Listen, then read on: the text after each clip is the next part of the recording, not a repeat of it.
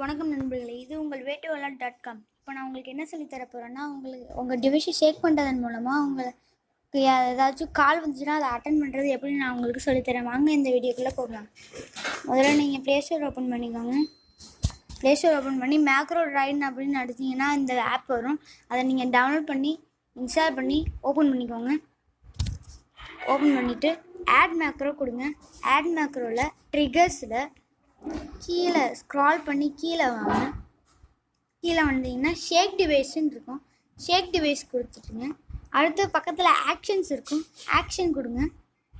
Action கொடுத்ததும் இங்கே இருக்கு பாருங்கள், ஆன்சர் கால்னு இருக்குது. இதை கொடுங்க.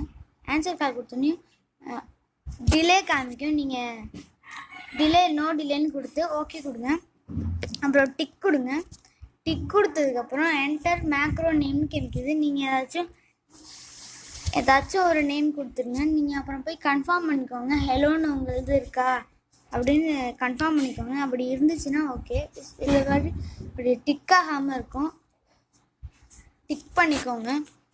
இப்போ நான் என்னுடைய நண்பரோட மொபைல்லேருந்து கால் பண்ணுறேன், அப்புறம் ஷேக் பண்ணுறேன். அதில் ஆட்டோமேட்டிக்காக உங்களுக்கு அட்டன் ஆகிடும்.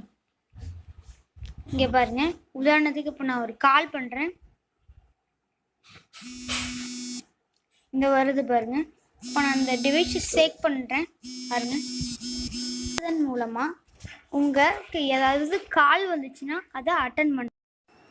இந்த வீடியோ உங்களுக்கு பிடிச்சிருந்துச்சுன்னா லைக் பண்ணுங்கள், ஷேர் பண்ணுங்கள், கமெண்ட் பண்ணுங்கள். மறக்காமல் சப்ஸ்கிரைப் பண்ணிடுங்க. தேங்க்யூ.